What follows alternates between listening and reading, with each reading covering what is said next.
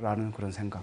항상 그 사건이 나면은 혼자 나가야 된다는 어떤 그런 강박관념이 조금 많이 있더라고요. 지난 9일 취재진은 한 소방관을 만나러 청주로 갔습니다. 박석기 소방관. 그는 1년 전 치아 대부분이 파손됐고 다리도 크게 다쳤습니다. 다쳤던 부분이 이제 이런 여기 족관절 부분, 복숭아뼈라고 하는 이 족관절 부분이 떨어졌어요. 일부분이. 사고는 작년 12월 30일 날 야간에 한 1년 전. 네, 거의 이제 한 열흘 정도만 있으면 1년 되는 건데. 퇴출할 수 있는 퇴출로가 막혀 있었습니다. 화염 때문에. 마스크를 벗게 되면 이제 유독가스 때문에 질식되는 상황이고, 마스크를 계속 쓰고 있자니 공기가 바닥에 나서 더 이상 호흡이 안 되고, 그래서 저쪽 건물로 옮겨가면 부상을 입을 수 있겠지만 살아날 수는 있겠다. 심지어 각종 장비 착용했을 때 거의 100kg에 육박한 무게를 지탱할 수가 없었던 거예요. 그래서 그냥 떨어져 버렸죠. 사고 후 1년, 박 소방관은 신체적인 장애에다가 정신적인 후유증까지 겪고 있습니다. 잠을 자려고 잠을 청할 때 불현듯 생각이 나는 거죠. 그 사고 당시가요. 너무너무 기억하고 싶지 않은데 사실 그런 생각이 들 때마다 이렇게 좀 먹먹해지거든요. 그러니까 뭐가 굉장히 쇳덩어리 같은 걸로 가슴을 툭 내리치는 것처럼 덜컹거리고 갑자기 심장이 좀 빨리 뛰고 얼굴이 좀 화끈화끈거리고.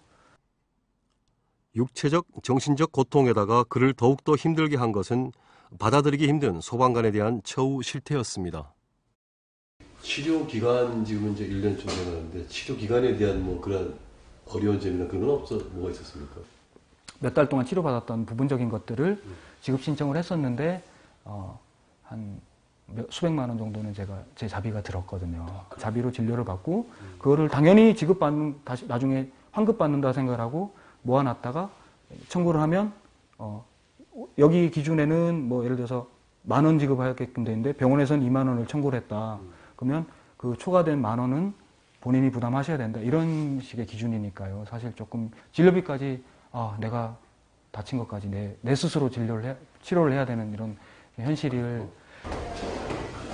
박 소방관은 요즘도 매일 병원에서 재활 치료를 받고 있습니다. 열심히 하면 가능은 합니다. 네, 가능합니다. 금방 복귀는 분명히 힘들고 제가 보기에는 다시 돌아간다 할지라도 그 후유증은 남아있다는 거. 소실됐다고 표현하는데 날아가 버린 거, 없어진 거. 나중에 철심을 빼도 이 부분 때문에 이 지지력이 훨씬 감소가 될 것 같습니다. 힘들고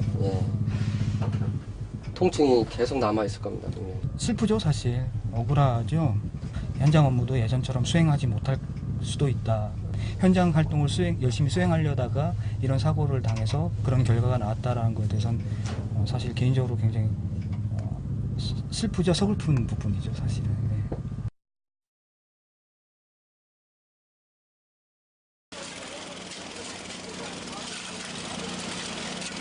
나는 언젠가는 또 다른 문정한 동물처럼 나도 그렇게 그럴지도 모르겠다. 어떤 그런 막 걱정, 부담감, 불안 그런 것들이 항상 있죠.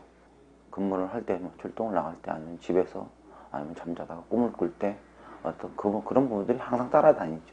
그 이후에 그 겪고 나시고 나서 상담 치료 같은 걸 좀 받으셨습니까? 근데 전부적으로 이렇게 해서 상담을 해주거나 아니면 정기적으로 가서 이렇게 받게끔 하는 그런 시스템도 안 되어 있고요.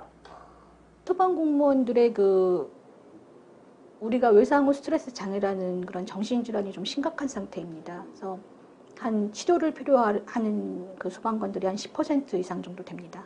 동경 소방서를 가봤더니 일정한 기준이 있습니다. 그래서 예를 들면은 동료 소방관의 사망을 목격했다라든가 어린아이의 사망을 목격했다든가 2명 이상의 사망자가 발생한 큰 사건이라든가 이런 일정한 기준을 정해놓고 이런 것들에 참여한 소방관들에 대해서는 정신과 전문의로부터 상담을 받게 하는 그런 제도를 갖추고 있습니다. 홍제동 화재 나서 소방관들이 많이 사망을 하셨지요. 그래 그분들 이후에 수당이나 복지 여건이 좀 나아졌다고 하는데 그때 당시하고 그 이후에 그렇게 나아진 게 없습니다. 소방관 처우 문제는 그분들의 일상에